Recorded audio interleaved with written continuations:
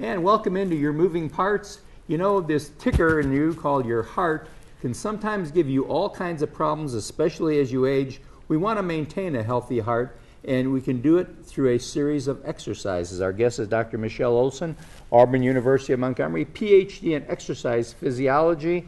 And part of that physiology is this old ticker, isn't it? That's something that we study the most, probably. Is that right? About is the Okay. heart. Because in my field, if we're applying the physiology to the needs of our population, we always have got to then focus on the heart and what we can do to maintain heart health, because that's kind of like the top domino. You know, that's the thing that's most likely to afflict, if you will, us as we age, some heart or heart-related condition, high cholesterol, high blood pressure. And then, you know, we often see once heart health goes, you know, the type 2 diabetes, less activity, bone health can go down. It affects so many other physiological systems, including, like I said, our bones. We get less active, we're afraid, you know. So then, what can we really do through our exercise to ensure that we are as heart healthy as possible?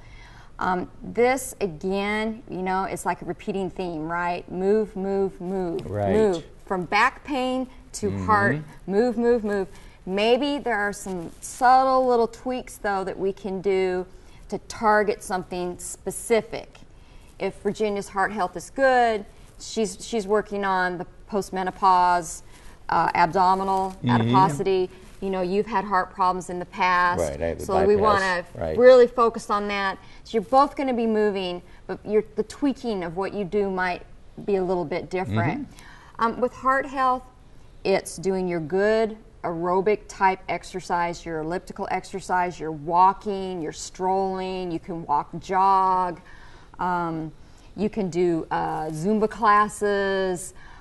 Those aerobic kind of activities where your heart rate's elevated, but you could talk to somebody. You might not want to practice a speech, but if you're jogging or walking along, I could say, like, I could count to 10 to Virginia. 1, 2, 3, and not be gasping for breath.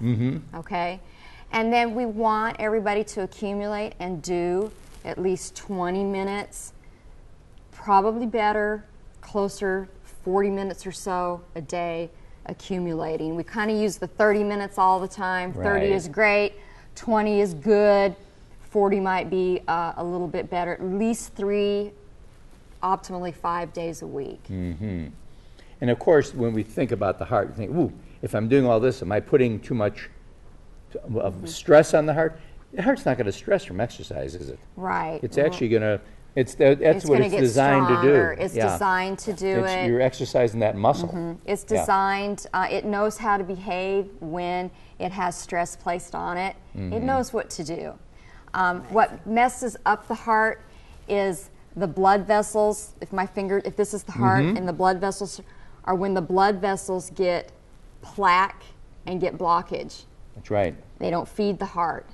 The heart does know what to do. So if we can do things to keep the blood vessels clean with good eating and exercise, and then do the 30 minutes on most days of the week, elevating your heart rate, it works as a muscle. So it's just like doing biceps curls. If you don't do them for a long time, can't do very many, right? The muscle gets smaller. It just doesn't work as well. But the heart, it's called the myocardium. Myo means muscle, heart muscle. It's a muscle. Yeah, because we see a lot of our muscles on the outside of our body, and when you exercise, we can see something happening. You don't see the heart, but doing the proper exercise, that heart muscle becomes very, very strong. It becomes strong, and it gets more efficient. It can pump more blood out per beat as well. This is why your resting heart rate tends to go down after a period of exercise and conditioning. Your resting heart rate maybe is 80, and you've been doing aerobic exercise for 8 weeks, 4 times a week, 30 minutes a day. Oh, you have your resting heart rate measured again, and now it's 73. So it's sending out the same amount of blood, but it can do it in less beats. And that is less stress on that muscle then during times when it's not asked to be stressed on. Well, good. Thank you so much for that. And we just need to let our viewers know, too, that your heart, when you're pumping that blood, some of it does go up here into the brain, and that's going to keep you very active and very alert from that aspect also. So that's another side effect from this wonderful thing called your heart. And our hearts go out to you. We'll be right back right after this.